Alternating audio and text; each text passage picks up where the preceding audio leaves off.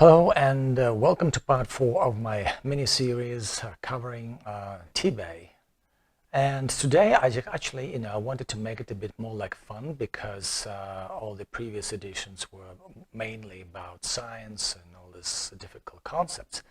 And I would like to share with you some feedback I collected from business executives over 2 decades or less so, working with them on how they view Teebei, my Teebei system, and what they can get from it for themselves, and what are the, their criteria or conditions on how they can engage. So, and I kind of call it like only if. So let's kind of go over it and see what they had to share with me and say. And you can see for yourself that that kind of put me in a very, tight situation, almost like put me in a box in terms of how I can balance out their wishes and what I can do. So, but let's get those recommendations out first. So, let's start out with this one. Okay, I'm game. I can, go with your program only if I benefit from it personally. So there is something there's a certain takeaway that could help me personally. Okay, fair enough. Then, only if it's a quick fix because I have no time for any long-term engagement. Okay. Then only if there are no personal or professional questions related to me or my role. Okay. I can engage only if there's no moralizing and pontification and it's kept discreet. Okay, makes sense. And I can engage with you only if it helps my good standing as a professional, maybe with a bit of PR here and there. Well, there's only this much I can do. And I like this one. Only if I get to keep my current beliefs, convictions, and habits and opinions. Okay, that's very straightforward. And how about this one? Only if it's secular. So please, no religious mumbo jumbo, New Age, Jesus, Buddha, Nelson Mandela and his buddy, Robert Mugabe and stuff like that. Okay, so we're not bringing in anything religious. It's very, very secular. Right, that makes sense. And, well, by the way, mind you, only if it's business ethics and not personal ethics. So don't you dare there. Don't you dare go there. Okay, that makes sense. And actually, we would like it to be a bit enhanced. So it's not just like, like those ethicists or whoever adopt a role of giving us that lecture on ethics, this common human droning on and on and on about ethics. No, that's too flat. We don't have time for that. But we don't want anything enlightening or illuminating and kind of like superhuman, supernatural, right? So how about you cover the gap between the human plane and this kind of superhuman plane, and that keeping that secular? How about that gap? Okay, makes sense.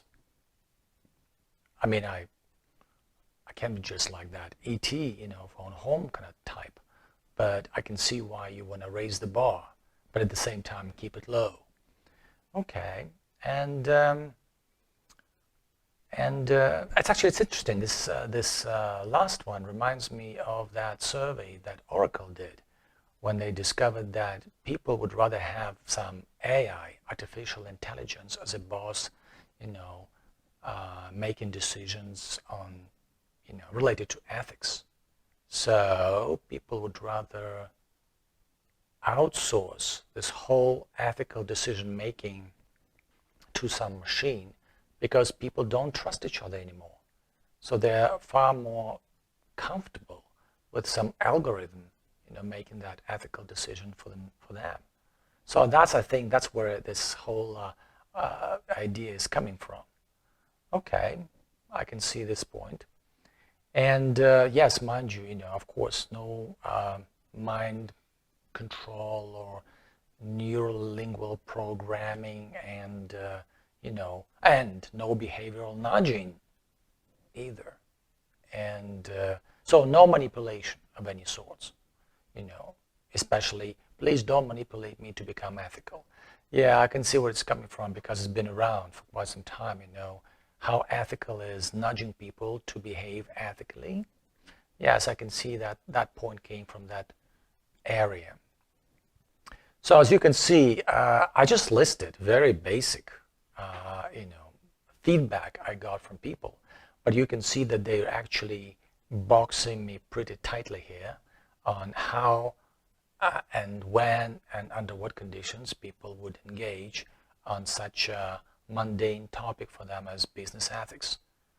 Well, I thought I would share this with you because you could get a laugh about it too. But I can understand that people who run companies or who are in some real meaningful positions, they may have some difficulty accepting anyone's words, especially on this stuff, coming from somebody either inferior or from outside of their domain. So therefore, I thought, okay, I'll make any adjustments to my approach as I go, and we'll see if we can get any traction, because there's always like some treacherous ground, on which we try to build even our communication. So the idea is that going forward with Teebei as a program, I think Melinda's participation in this program is key because it also sets a tone for the program to be perceived and respected as it is, other than just, give me whatever. I don't know what it is, but you've got to fit it within the parameters of what I expect it to be, and then maybe I will participate. On the other hand, there's definitely nothing else in the market that could actually be of any interest to our business leaders. And like I've always said, that people do look up to our business leaders for anything these days, just because there's nowhere else to look. So I hope that our project finds and gets traction as we go forward, and we'll be able to answer all those questions and make sure that we could help our business leaders get the right perspective on things, without actually influencing their own free will and their system of beliefs and opinions. So stay tuned. I'll keep you posted on that.